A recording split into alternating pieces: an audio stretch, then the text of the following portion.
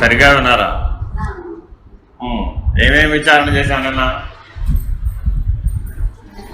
4 16 విచారణ చేశాం, అవునా కదా? ఏమిటా 4? నేను 4గా ఉంటుంది వేదాంతం అంతా కూడా. ఎత్తికో చేస్తే 4 అవుతావా 3 అవుతావా? 3ఏనా అయ్యేది? అంటే స్థూల భావంతో చెప్పినవి కావన్నమాట. అర్థమైందండి? మనకెన్ని ఇప్పుడు 4 పద్ధతులుగా చెప్పారనమాట. నేను చెప్పిన 4 ఎవరన్నా చెప్పండి, అప్పుడు ఇంకో 4 చెప్తా. మొట్టమొదటి ఏం చెప్పాను? ముందు వర్ణ చతుష్టయం, బ్రాహ్మణ క్షత్రియ వైశ్య శూద్ర అనేటటువంటిది గుణకర్మాలను బట్టే కానీ జన్మను బట్టి కాదు. తర్వాత దాని నుంచి ఏం చేయాలి? పురుష ప్రయత్నాలు. అంటే ఈ పురము, శరీరం అనే పురమునందు ఉన్నటువంటి పురుషుడు నేను. ఈ నేను ఏది చేసినా 4 పురుష ప్రయత్నాలలోకి వస్తుంది. ఏమిటవి? ధర్మ, అర్థ, కామ, మోక్షం.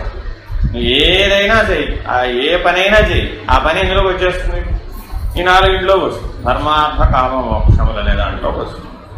అంతేగాని అర్ధకామాలని ధర్మ లక్ష్యంతో చేయాలి, ధర్మాన్ని మోక్ష లక్ష్యంతో చేయాలి. ఇది అందులోనూ రహస్యం. అర్ధకామాలను ఏం చేయాలి? ధర్మ లక్ష్యంతో చేయాలి. ధర్మాచరణం దేంతో చేయాలట? మోక్ష లక్ష్యంతో చేయాలి. కాబట్టి ఆ పురుష ప్రయత్నాలు 4 మానవులు తప్పనిసరిగా ఆచరించాలి. ఇంకేం చేయాలి? వర్ణాశ్రమ ధర్మాలు 4 చూసాము, పురుష ప్రయత్నాలు 4 చూసాము. ఇంకా 2 చెప్పారు. ఏమిటవి? ఇంకా చెప్పారు. ఈ 4 పురుష ప్రయత్నాలని 4 మార్గాలలో సాధిస్తాం. కర్మ, భక్తి, యోగ, జ్ఞాన మార్గం. ఈ 4 పురుష ప్రయత్నాలు సిద్ధించాలంటే మార్గం ఉండాలా వద్దా? ఆ మార్గాలు ఏంటి? కర్మ, భక్తి, యోగము, జ్ఞానం. చేయాలా వద్దా? చేస్తే మీకు ఒక 4 సంపదలు వస్తాయి అని చెప్పారు. ఈ 4 చేస్తే ఒక 4 సంపదలు వస్తాయి. ఏమిటా సంపదలు? సాధన చతుష్టయ సంపత్తి. ఏమిటది? నిత్యానిత్య వస్తు వివేకము, ఇహముత్రార్థ ఫలభోగ విరాగము, సమాధి శక్త సంపత్తి, ముముక్షత్వం. అర్థమైంది? ఆ 4 మార్గాలలో ఆచరిస్తే 4 సంపదలు కలుగుతాయి. ఏమిటవి? నిత్యానిత్య వస్తు వివేకము, ఇహముత్రార్థ ఫలభోగ విరాగము, సమాధి శక్త సంపత్తి, ముముక్షత్వం. అర్థమైంది? సరే, ఈ సంపదలు బహిరంగమా అంతరంగమా? సంపద అనేది బహిరంగమా అంతరంగమా? కానీ ఇప్పుడు మనం మాట్లాడుకున్న సంపదలో అంతర్ముఖంలో కలిగేవి. నిత్యానిత్య వస్తు వివేకం అనే సంపదని బహిరంగంలో చూపెట్టమంటే చూపెట్టగలవా? చూపెట్టలేము. వివేకాన్ని బహిరంగంగా ఎట్లా చూపెడదాం? ఇహముద్ర సఫల భోగ విరాగం వైరాగ్యం అనే సంపదని బహిరంగంలో ఎలా చూపెడదాం? అర్థమైందండి? సమాధి షట్క సంపత్తి అంటే ఏమిటి?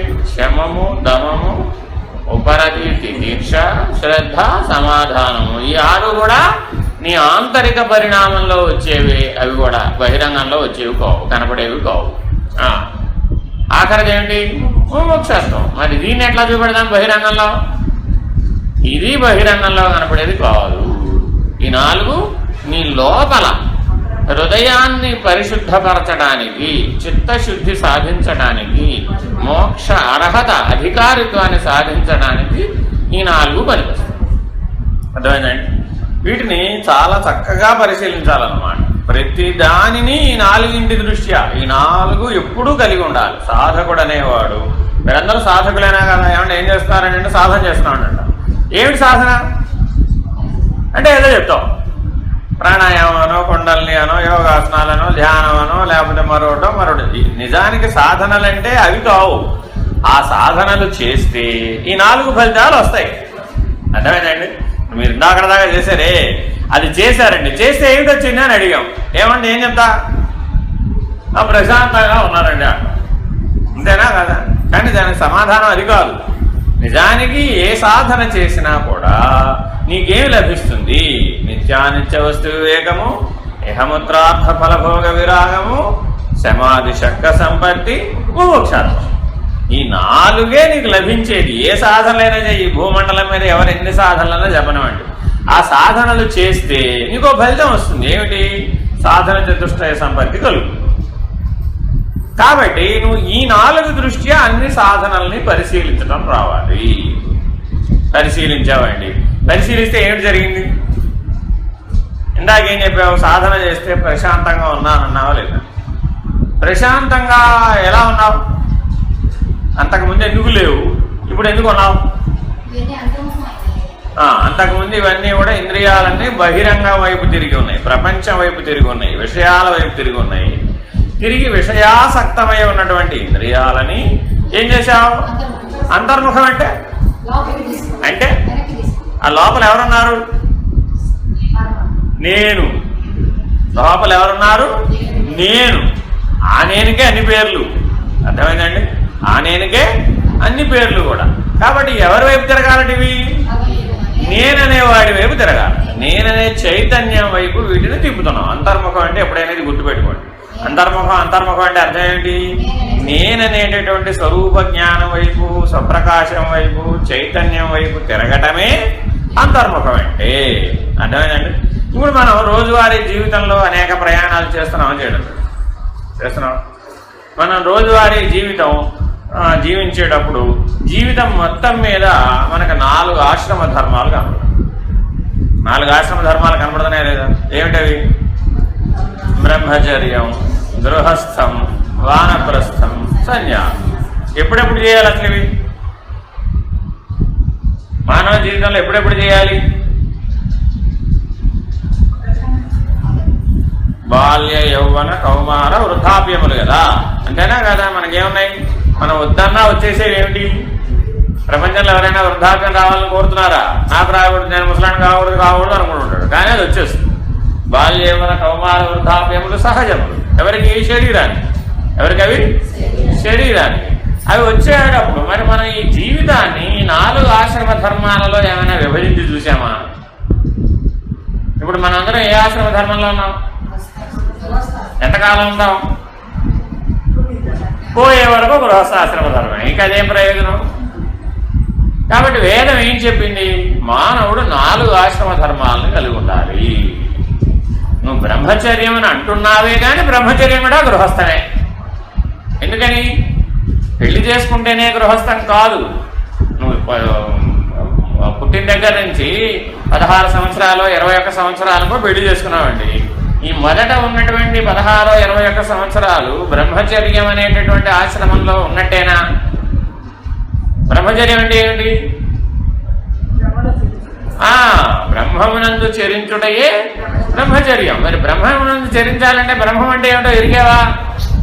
బ్రహ్మజ్ఞానం వచ్చిందా? అప్పుడు ఎవరికైతే ఆ కాలంలో బ్రహ్మజ్ఞానం వచ్చిందో వాడెవడు? బ్రహ్మజ్ఞాని. ఆ బ్రహ్మజ్ఞాని ఏం చేశాడట? ప్రాజాపత్య ధర్మ పోషణ నిమిత్తమై నిమిత్త మాత్రం గృహస్థాశ్రమంలోకి వచ్చాడు. ఆయన విషయాసక్తమై గృహస్థాశ్రమంలోకి రాలా. అర్థమైందా? బ్రహ్మజ్ఞానంతో ముందే బ్రహ్మజ్ఞానాన్ని సంపాదించి బ్రహ్మ విద్యను గ్రహించిన వాడై తాను బ్రహ్మస్వరూపుడై నిలబడి ఉండి ఆ నిలకడతోటి గృహస్థాశ్రమంలో వచ్చాడు. ఎందుకనిట?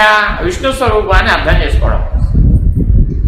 ఆ చతుర్ముఖుడైనటువంటి బ్రహ్మస్వరూపాన్ని అర్థం చేసుకోగలిగే బ్రహ్మచర్యం ఎవరైతే సాధించారో ఆయన ఏం చేశాడ? గృహస్థాశ్రమ ధర్మంలోకి వచ్చి విష్ణు స్వరూపుడు అయ్యాడు. విష్ణు స్వరూపుడైన వాడు రుద్రస్వరూపుడిని అధ్యయనం చేయడం కోసమని, ఆ స్థితిని అనుభవించడం కోసమని వానప్రస్థ సన్యాసాదులను చేయడం. అందుకని ఆశ్రమము అని పెట్టారు. వాటికి ఏమన్నారు? ఆశ్రమం అంటే ఏమిటి అసలు? ఆశ్రమం అంటే ఏమిటి? శ్రమను దూరం చేసేది ఏదో అది ఆశ్రమం. ఇప్పుడు మీరందరూ ఎక్కడ ఉన్నారు? ఆశ్రమంలోనే ఉన్నావు. ఇప్పుడు ఇక్కడ కూడా ఏంటి? ఇది ఆశ్రమం కాదు. ఆశ్రమం అంటే ఏమిటి? ఇంటి దగ్గర ఉంటే శ్రమ, ఇక్కడికి వస్తే ఆశ్రమం. అర్థమైందండి? అక్కడేమో శ్రమ, ఎందుకని? విషయాసక్తమై ఉండవు కాబట్టి. ఇక్కడికి వస్తే ఏమయ్యావు? నిర్విషయం. ఆశ్రమంలో ఎలా ఉన్నావు? నిర్విషయంగా ఉన్నావు. శ్రమలు అంటే అర్థం ఏమిటంటే విషయాసక్తమైనటువంటి చిత్తము చేత నీవే శోధించబడి బాధించబడి బంధించబడటమే శ్రమ. దాని నుంచి నిన్ను దూరం చేసేది ఏది? ఆశ్రమం.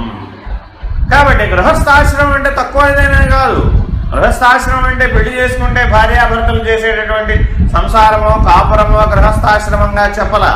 సర్వధర్మాలకు నిలయమైనటువంటిది గృహస్థాశ్రమం. అవతల పక్కనటువంటి వానప్రస్థ సన్యాసులు కానీ యువతల పక్కన బ్రహ్మచారులు కానీ ఎవరి మీద ఆధారపడతారు? గృహస్థ మీదే ఆధారపడతారు. మరి అంతమందికి పోషణ చేసేవాడు ఈ గృహస్థే, వాళ్ళందరికీ కూడా ఆధారంగా నిలబడేవాడు ఈ గృహస్థే. కాబట్టి గృహస్థకు చాలా విలువ ఇవ్వబడింది. పైగా జీవితంలో ఈ గృహస్థాశ్రమం యొక్క పాత్ర ఎంతో విశిష్టమైనది. ఏమిటట? ఋణత్రయాన్ని తీర్చడానికి ఈ గృహస్థాశ్రమమే ఆధారభూతమైనటువంటిది. ఏమిటా ఋణత్రయం? దైవ రుణం, ఋషి రుణం, శాస్త్ర రుణం, పితృ రుణం. ఈ 4 అర్థమైనండి. దైవ రుణం, ఋషి రుణం, శాస్త్ర రుణం, రెండు ఒకటే. ఋషి రుణం అన్నా శాస్త్ర రుణం అన్నా. పితృ రుణం అర్థమైనండి. దైవ రుణం, ఋషి రుణం, పితృ రుణం. ఈ రుణత్రయాన్ని తీర్చడానికి అవసరమైనది ఏ ఆశ్రమం అంటే గృహస్థాశ్రమ ధర్మం. కాబట్టి రుణత్రయాన్ని తీర్చేటటువంటి గృహస్థాశ్రమ ధర్మాన్ని చక్కగా పోషించి పాలించినటువంటి వాడికి ఒక పరిపక్వత వచ్చిందట. ఏమిటా పరిపక్వత?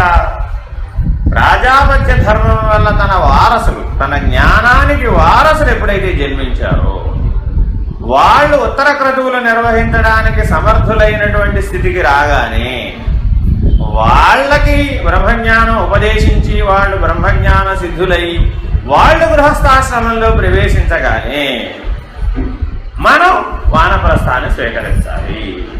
నియమం అదిగా. అంటే అర్థం ఏంటి? పెళ్ళి కొడుకు కానీ కూతురు కానీ పుట్టిన తర్వాత వాళ్ళు బ్రహ్మచర్యాశ్రమం పూర్తి చేసి వాళ్ళు గృహస్థాశ్రమంలో ప్రవేశించగానే మనం వానప్రస్థాన్ని స్వీకరించాలి. ఇప్పుడు మనం ఏం చేస్తున్నాం?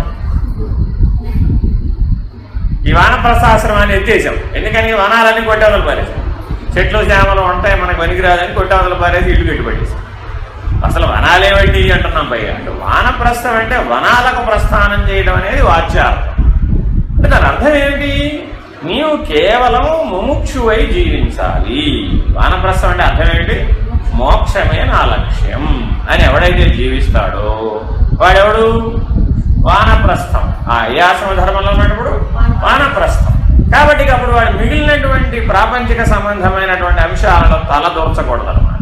మనం ఏం చేస్తున్నాం? అప్పుడు కోడల పాలు కాచిందా లేదా, కోడల కూర తరిగిందా లేదా, పిల్లాడు సరిగ్గా జీతం ఇంటికి తెచ్చాడా లేదా, పెళ్ళైపోయిన తర్వాత కూడా ఏం చేశాం? వాళ్ళందరి బరువు బాధ్యతల్ని మానసికంగా నువ్వే మోస్తాం. అప్పుడేమయ్యావు? నిర్విషయం మనహ పోయింది. గృహస్థాశ్రమమే చెడిపోయింది. గృహస్థాశ్రమమే చెడిపోయినాక వానప్రస్థాశ్రమానికి వెళ్ళగలుగుతావా? వెళ్ళలేవుగా. కాబట్టి మనం ఏం చేయాలట? ఉత్తమమైనటువంటి ఆచరణను స్వీకరించి నీ వారసులు, నీ ఔరసపుత్రులు, వాళ్ళు ఎవరు? ఔరసపుత్రులు అంటే వాళ్ళు. ఔరసులు అంటే ఎవరు? జ్ఞానానికి వారసు వాళ్ళు ఔరసులు అంటే అర్థం. ఔరసులు అంటే బ్రహ్మపుత్రులు అని, బ్రహ్మమానస పుత్రులు అని అర్థం. నీవు బ్రహ్మజ్ఞానాన్ని సాధించి నీ తర్వాత వచ్చినటువంటి వారసులకి ఆ బ్రహ్మజ్ఞానాన్ని అందించి ఆ బ్రహ్మజ్ఞానం ద్వారా వాళ్ళని ప్రాజాపత్య ధర్మ ప్రతిష్టాపనకై గృహస్థాశ్రమంలో నీవే ప్రవేశింపజేసి నువ్వేం చేయాలట? వనాలకు ప్రస్థానం చేయాలి. ఏకాంతవాసము, దాని ఏమన్నారు? ఏకాంతవాసాన్ని స్వీకరించాలి. అంటే అర్థం ఏమిటట? అంటే చూడండి, పెద్దవాళ్ళు ఋగ్వేద కాలంలోనే ఎంత గొప్ప ఆశ్రమ ధర్మాలను పెట్టారు. ఇవాళ మనం ఏమంటున్నాం? తల్లిదండ్రిని వదిలేసేవాడు వేరు కాపురం పెట్టేసేయండి అన్నాం. వాడు వేరు కాపురం పెట్టేదాకా నిన్నెవడు చూడమన్నాడు? అసలు నీకుండాలిగా వివేకం. జీవితానుభవం ఎవరికి ఉంది? నీకేనా ఉంది? కాబట్టి జీవిత మోక్ష లక్ష్యం దృష్ట్యా జీవితాన్ని సాగించవలసిన అవసరం ఎవరికి ఉంది? వాడికంటే ముందు నడిచిన నీకే ఉంది. అంతేనా కాదా? వాడికి జీవితానుభవం లేదు, నీకు జీవితానుభవం ఉంది. తద్వారా నీ అనుభవ జ్ఞానంతో నువ్వేం చేయాలట? నీవే వాళ్ళకు క్షేమకరమైన ఏర్పాటు చూసి నీవు కూడా ఏం చేయాలి? ఎక్కడ నీవు వానప్రస్థాశ్రమాన్ని గడిపితే నీకు క్షేమకరమో, మోక్ష లక్ష్యాన్ని అందుకునేటటువంటి ఆ మోక్షగామివై జీవించేటటువంటి జీవనం అనగూడుతుందో అటువంటి ఆశ్రమ వాసాన్ని నువ్వు ఎంపిక చేసుకోవాలి. ఇది వానప్రస్థాశ్రమం. 4వది ఏంటి? ఎక్కడైతే నీవు మోక్షగామివై జీవించడానికి అనుకూలమైనటువంటి వాతావరణం ఉంటుందో అలాంటి చోట నువ్వు ఆశ్రమవాసం చెయ్యాలి. వానప్రస్థాశ్రమం అంటే అర్థం అది ఎక్కడైనా కావచ్చు. మళ్ళా సంసారంలోకి చేరితే ఏమైపోయావు, మళ్ళా వెనక్కి వచ్చేసావు. పాతపడిన ఆశ్రమంలోనే ఎంతసేపు తిన్నా అదే పాల చింతకాయ పచ్చడే కదా, దాని పులిపి ఏమైనా విరిగిందా పెట్టిందా, ఏం మారలేదుగా. అర్థమైందా? కాబట్టి ఎప్పటికప్పుడు నువ్వేం గ్రహించాలట, మోక్షగామివై నువ్వు జీవించడానికి అనుకూలమైనటువంటి వాతావరణం ఏర్పాటు చేసుకోవాలి. ఆ రకమైనటువంటి వ్యవహారానికి భంగం కలగకుండా ఉండేటటువంటి లక్షణాలను నువ్వు ఏర్పాటు చేసుకోవాలి. నిరంతరాయంగా నువ్వు ముముక్షువుగా జీవించేటటువంటి సాధన చతుష్టయ సంపత్తితో ముముక్షువై జీవించేటటువంటి జీవన విభాగాన్ని ప్రారంభించాలి. ఇది వానప్రస్థాశ్రమం యొక్క లక్ష్యం. ఆ శాస్త్రాధ్యయనం కానీ, ఆ సత్సంగం కానీ, ఆ సాధు ఆశ్రయం కానీ, ఇంకా సత్కర్మాచరణ కానీ, వీటితో నీ జీవితాన్ని గడిపేటటువంటి లక్షణాలు ఎంపిక చేసుకోవాలి. అంతేగాని నేను 100 ఏళ్ళు వచ్చే వరకు కూడా డబ్బే సంపాదనగా జీవిస్తానని అన్నావు, ఏం చేసుకుంటావు?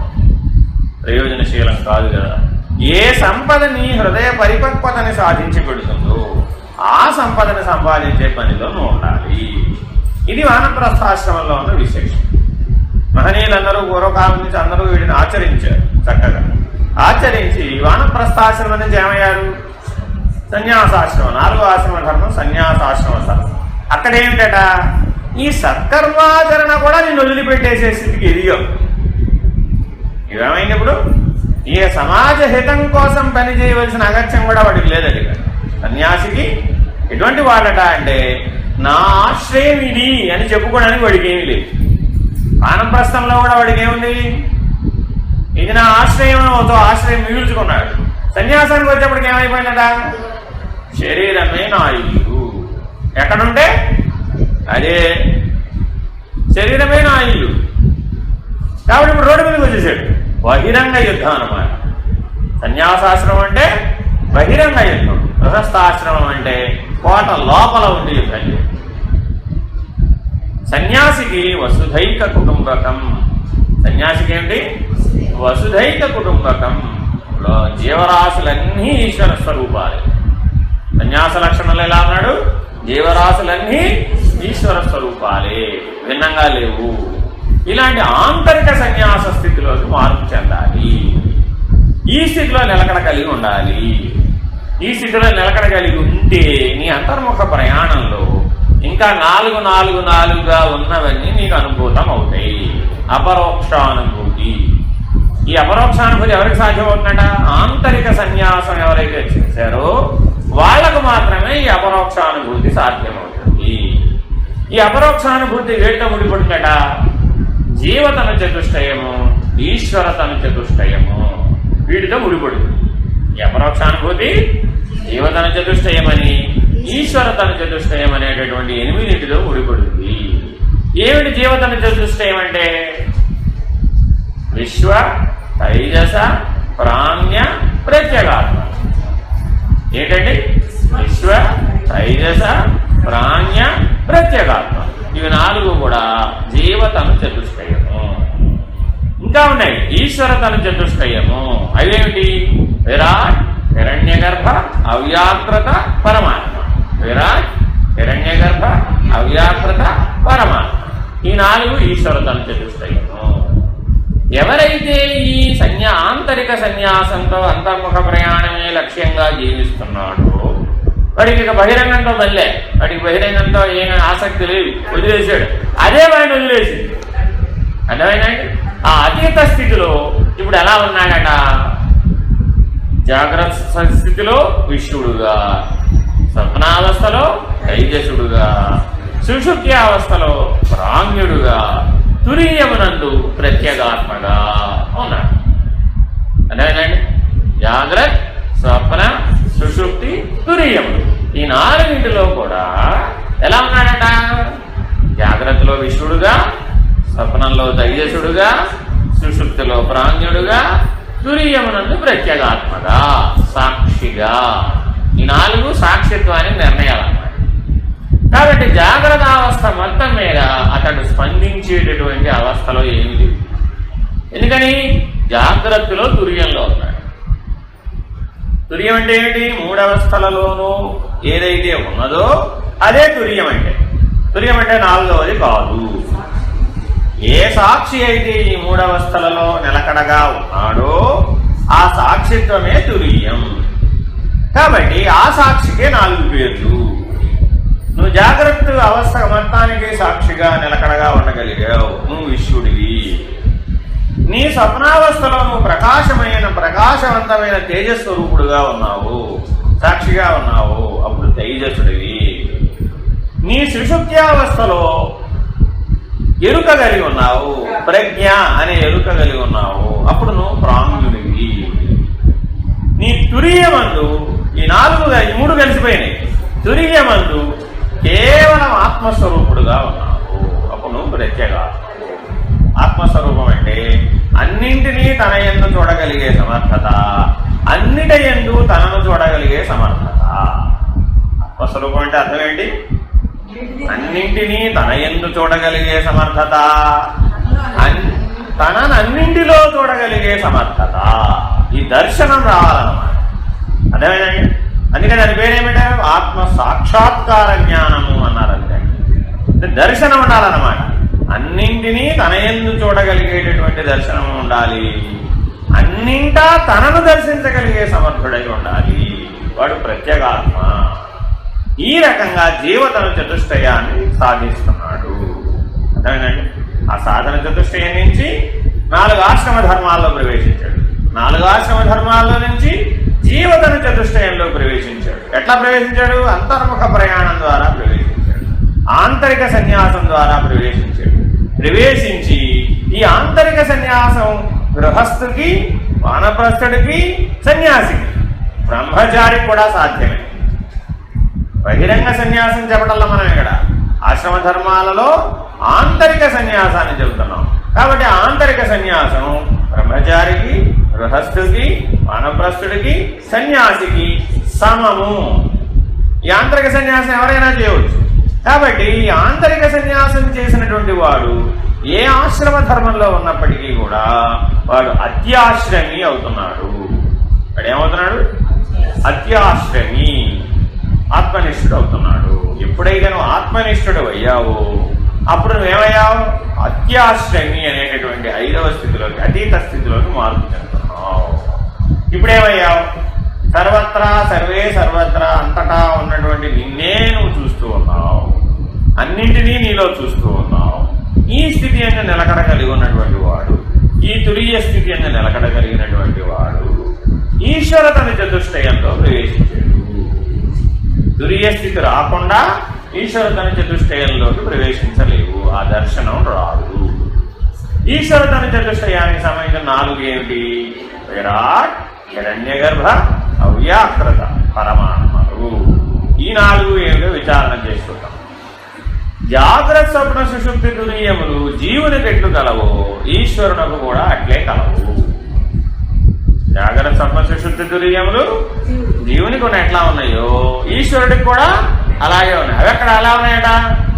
సృష్టి, స్థితి, లయ, విస్తీర్ణ, ఆకర్షణ.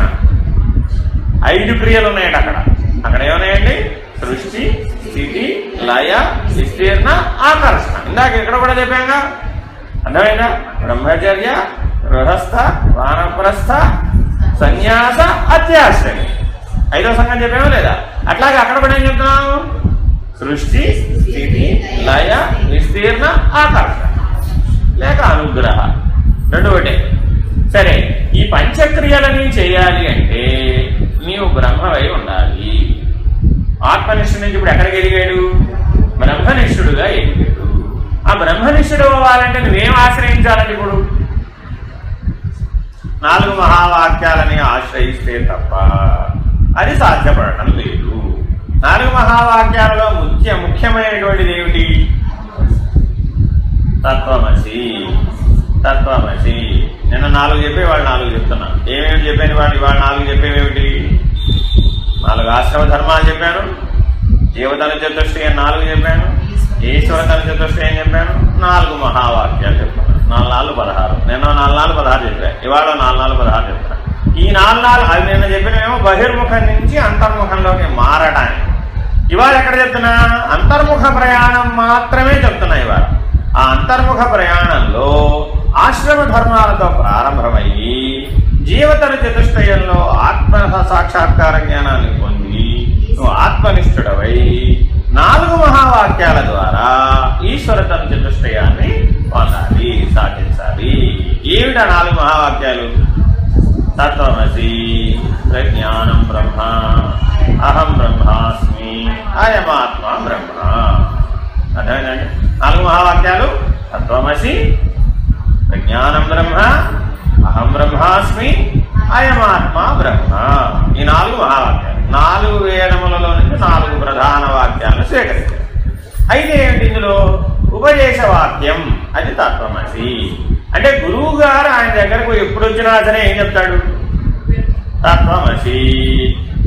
ఆయన ఎప్పుడు చెప్పినా అది ఒకటే చెప్తాడు, మిగిలిన 3 చెప్పడు. ఎవరైనా చెప్పారంటే అది తప్పు. అర్థమైందండి? ఆయన ఎప్పుడు ఏం చెప్పాలి? తత్వమసి. తత్వమసి అంటే ఏమిటి? తత్, త్వము, అసి. అందులో 3 పదాలు ఉన్నాయి. తత్, త్వము, అసి. తత్ అంటే పొందదగినది, పొందవలసినది, లక్ష్యం. తత్ అంటే ఏమిటి? లక్ష్యం. అది. త్వం అంటే నేను, త్వం అంటే నేను, అసి అయ్యో ఉన్నావు. కరెక్టే, కానీ మరి ఎక్కడి నుంచి ఎక్కడ దాకా చెబుతాం ఈ తత్వమసిని?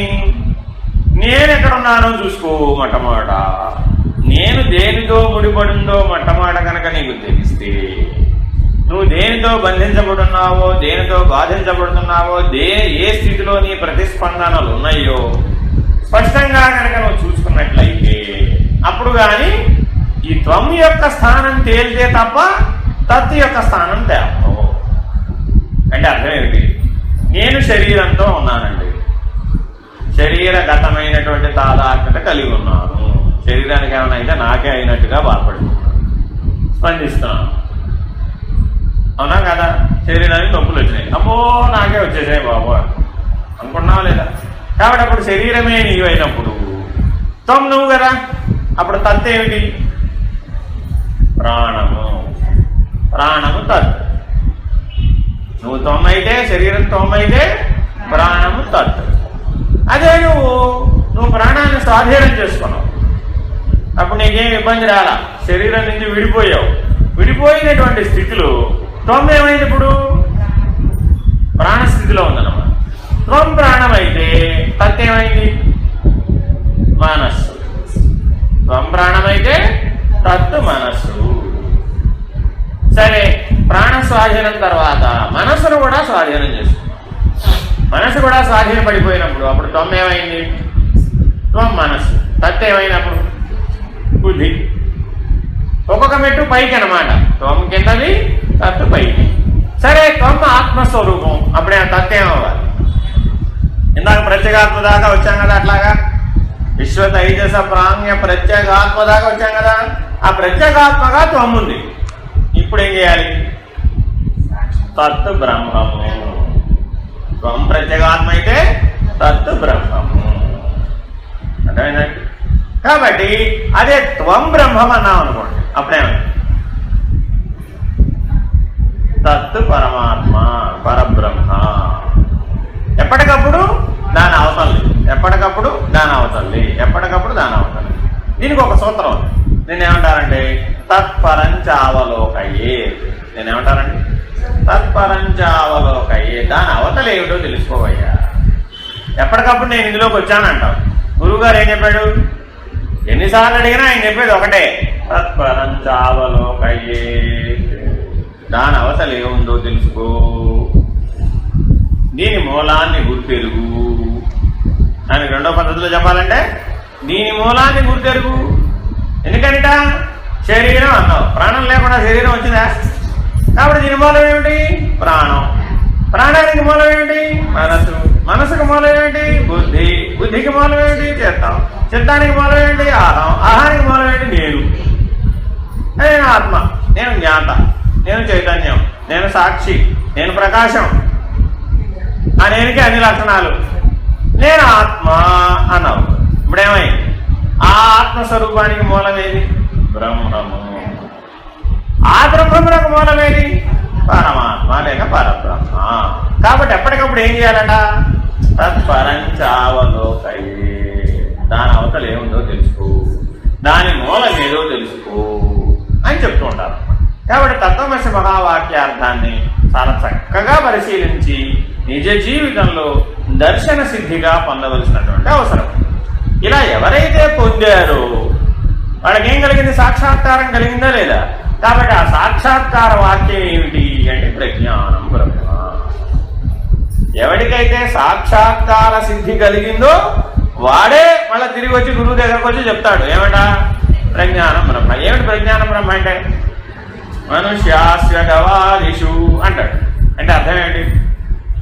పిపీలికాది బ్రహ్మ పర్యంతము అంటే అమీబా నుంచి బ్రహ్మ దాకా స్థావర జంగమాత్మకమైన సృష్టి అంతా నాకంతా ప్రజ్ఞానముగానే కనపడుతున్నది, నాకంతా బ్రహ్మముగానే తోచుతున్నది, నేను అలా చూస్తున్నాను అని ఆయన సాక్షాత్కార స్థితి గురించి వచ్చి చెప్పారు. కాబట్టి ప్రజ్ఞానం బ్రహ్మ ఏమిటి? సాక్షాత్కార వాక్యం. అర్థమైందండి? ఓహో అలాగా అని మళ్ళీ ఏం చెప్పాడు? మళ్ళా తత్వమసే చెప్పాడు.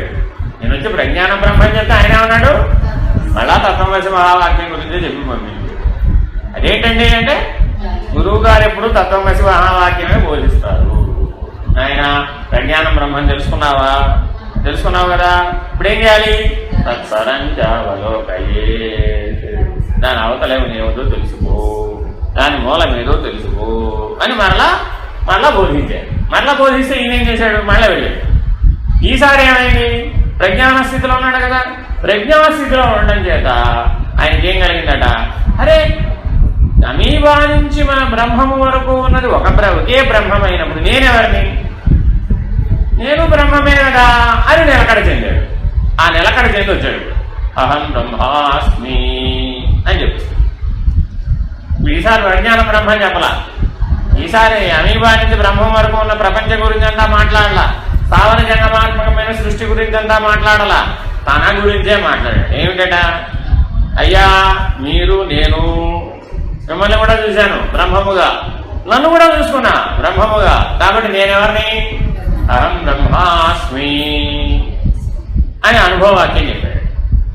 ఇదే వాక్యం అనుభవ వాక్యం, అదేమో సాక్షాత్కార వాక్యం, ఇదేమో అనుభవ వాక్యం. సరే మళ్ళీ ఏం చెప్పాడు గురువుగారు? మళ్ళా తత్వమసి మహావాక్యాన్ని మరలా బోధించాడు. బోధించి ఏం చెప్పే అప్పుడు మళ్ళా వెళ్ళిపోయాడు శిష్యుడు వెళ్ళిపోయి ఈసారి మళ్ళీ వచ్చాడు. ఈసారి ఏమన్నాడు? అయమాత్మ బ్రహ్మ అని 4వ వాక్యం నిర్ణయ వాక్యం చెప్పాడు. మూడవ అదేంటది? నిర్ణయ వాక్యం. అయమాత్మ బ్రహ్మం అనేది ఏంటి? నిర్ణయ వాక్యం. అంటే అర్థం ఏంటి? నేను వ్యష్టిగా ఆత్మస్వరూపుణ్ణి, సమిష్టిగా బ్రహ్మస్వరూపుణ్ణి. చూడ్డానికి నీకు కళ్ళెదురున్నా కనపడుతున్నానా లేదా? కనపడుతున్నది ఏమిటి? ఆత్మస్వరూపం. వ్యష్టిగా ఆత్మస్వరూపుణ్ణి, సమిష్టిగా బ్రహ్మస్వరూపుణ్ణి అన్నాడు. మళ్ళీ ఏం చేశాడు? ఈసారి తత్వమసి మహావాక్యార్థం చెప్పలే, అవాంతర వాక్యం చెప్తారు. ఈసారి ఏం చెప్తారు? అవాంతర వాక్యం. అదేంటి? సర్వం కల్విదం బ్రహ్మ. చివరి వాక్యం ఏంటండి? సర్వం కల్విదం బ్రహ్మ. అది 5వది అనమాట, అది ఆఖరిది.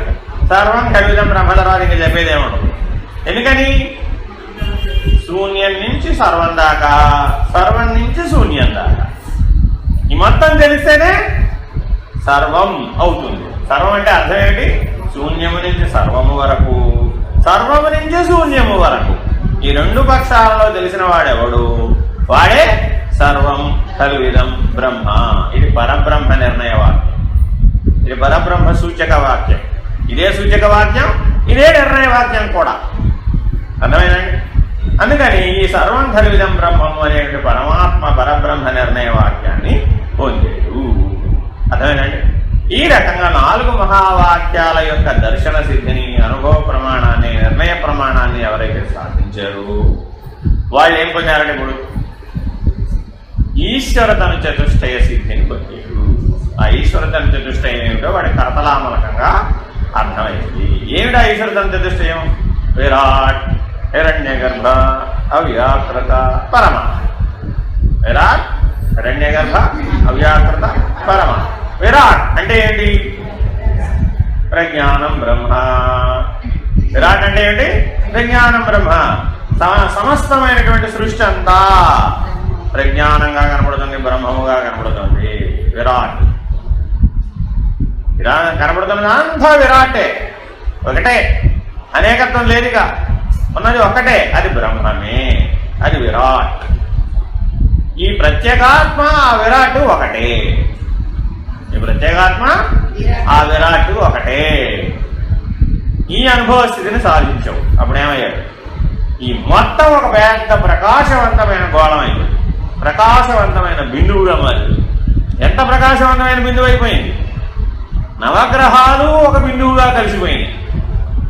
సూర్యుడితో సహా, నవగ్రహాలతో సహా అన్నీ కలిపి ఒక బిందువుగా మారిపోయింది, ఒక ప్రకాశ బిందువుగా కనపడుతుంది. అదేమిటి? హిరణ్య గర్భం. ఆ ఒక్క ప్రకాశ బిందువే కనపడుతుంది. వాడికి ఇంకా దర్శనంలో ఇంకేం కనపడలేదు. నవగ్రహాలు లేవు, సూర్యుడు లేడు, భూమి లేదు, భూమి మీద 84 లక్షల జీవరాశులు లేవు, స్థావర జంగమాత్మకమైన సృష్టి లేదు. అంతటా వ్యాపించి ఉన్నది ఒక హిరణ్మయ ప్రకాశమే. ఆ హిరణ్మయమే, ఆ హిరణ్య గర్భుడే అంతటా ఉన్నది. వాడే బ్రహ్మం. ఇదేమిటి? అహం బ్రహ్మాస్మి. ఈ హిరణ్య గర్భస్థితికి వచ్చేప్పటికి అహం బ్రహ్మాస్మి కలుగుతుంది. ఇంకేంటి?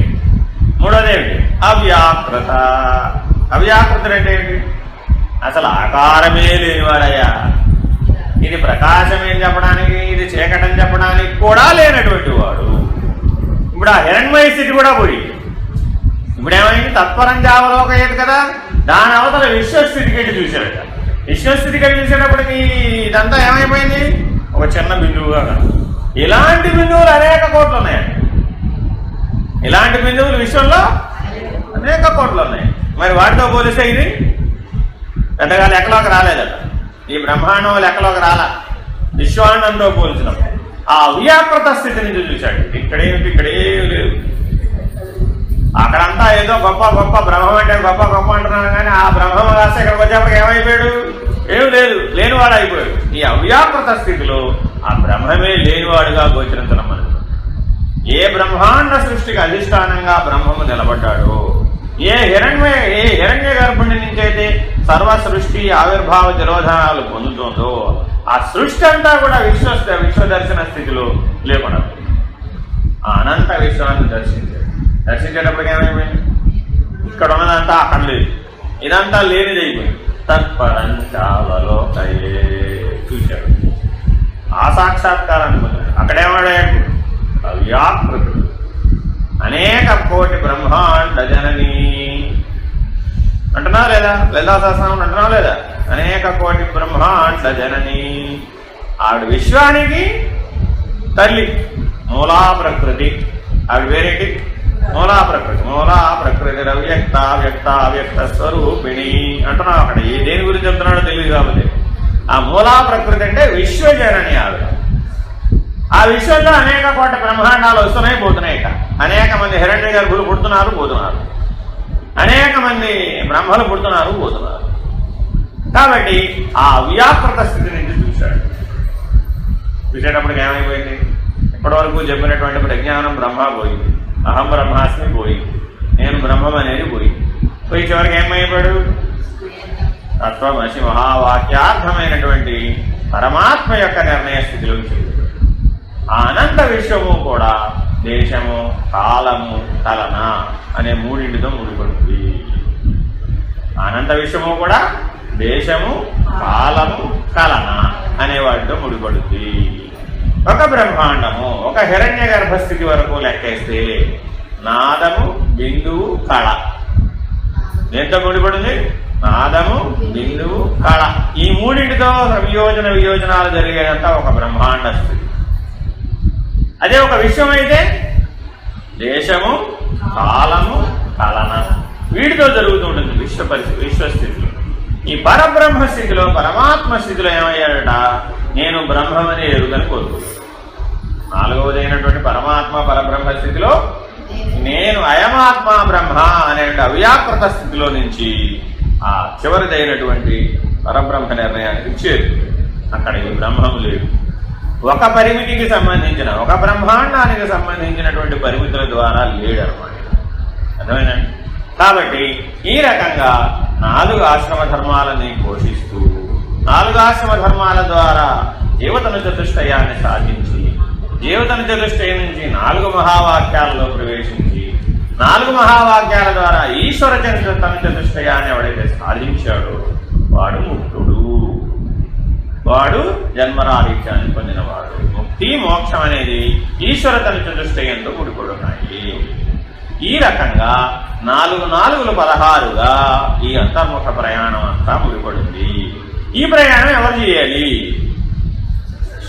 ఈ ప్రయాణం ఎవరు చేయాలి? నేనే చేయాలి.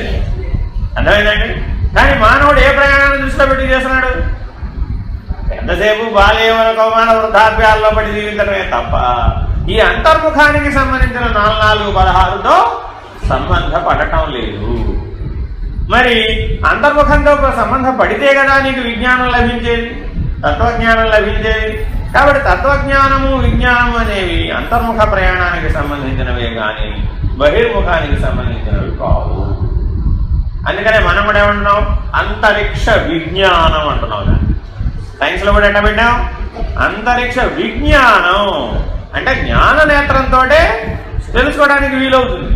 నేను అక్కడికి వెళ్ళి అక్కడి నుంచి ఇక్కడికి చూస్తానండి అంటే అది చూడటానికి వీలు కాదట. జ్ఞాననేత్రంతో, బుద్ధితో, విచారణతో తెలుసుకోవడానికి అవకాశం ఉంది. ఆ అంతర్ముఖమైనటువంటి జ్ఞాన చక్షువులు వికసిస్తే గాని ఈ దర్శన సిద్ధి సాధ్యం కాదు.